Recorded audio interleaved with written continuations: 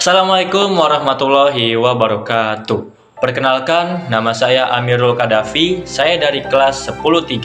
Saya akan membacakan tentang kisah Rasulullah SAW sebagai orang yang amanah. Bismillahirrahmanirrahim. Hadirin yang saya muliakan, mari kita sejenak mengingat sosok yang paling kita cintai, kita muliakan, yaitu Nabi Muhammad SAW. Seorang yang tidak hanya membawa risalah Islam, tapi juga membawa cahaya teladan yang abadi. Salah satu sifat beliau yang paling menonjol adalah sifat amanah. Sejak muda, beliau sudah dijuluki Al-Amin. Bukan tanpa alasan, orang Quraisy yang waktu itu banyak sekali menyembah berhala, tetap mengakui Muhammad adalah orang yang paling bisa dipercaya.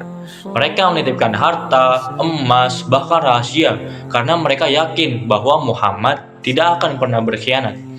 Bayangkan teman-teman semua, betapa sulitnya mendapat kepercayaan di tengah masyarakat Mekah yang penuh dengan kebohongan dan kecurangan. Tapi Muhammad dengan ketulusan hatinya mampu berdiri berbeda. Dan ketika Allah mengangkat beliau sebagai Rasul, sifat amanah itu menjadi semakin nyata. Wahyu pertama turun di Gua Hira. Tugas beliau jelas, menyampaikan risalah Islam kepada umat manusia. Dan tahukah kalian, Rasulullah menyampaikan semua wahyu tanpa mengurangi, tanpa menambah, tanpa menyembunyikan sedikit pun. Meskipun terkadang ayat-ayat itu terasa berat, bahkan menegur keluarga dan sahabat terdekat beliau sendiri. Itulah amanah, menyampaikan kebenaran walau terasa pahit. Dalam kepemimpinan, Rasulullah juga menunjukkan amanah yang luar biasa. Saat terjadi perang, yaitu perang Hunain, Rasulullah SAW membagi harta rampasan perang dengan sangat adil. Tidak ada sahabat yang diistimewakan, hanya karena kedekatan. Semuanya sesuai aturan syariat Islam.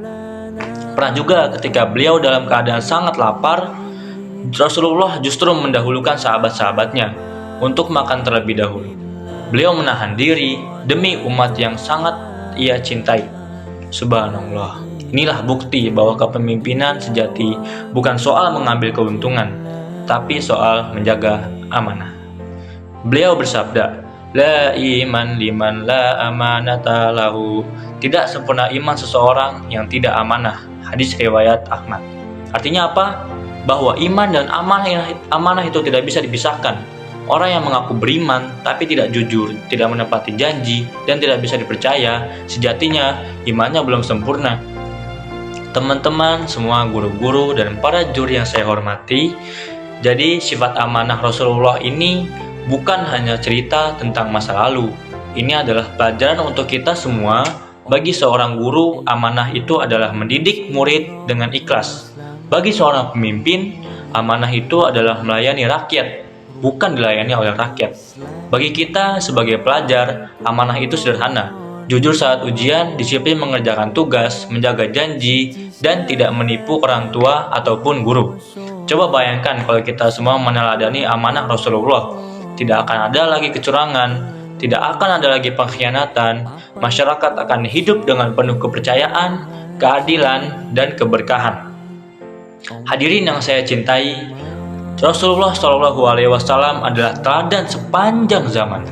Beliau adalah pemimpin, sahabat, ayah, dan guru terbaik yang mengajarkan kita arti tentang sebuah amanah. Mari kita mulai dari diri kita sendiri.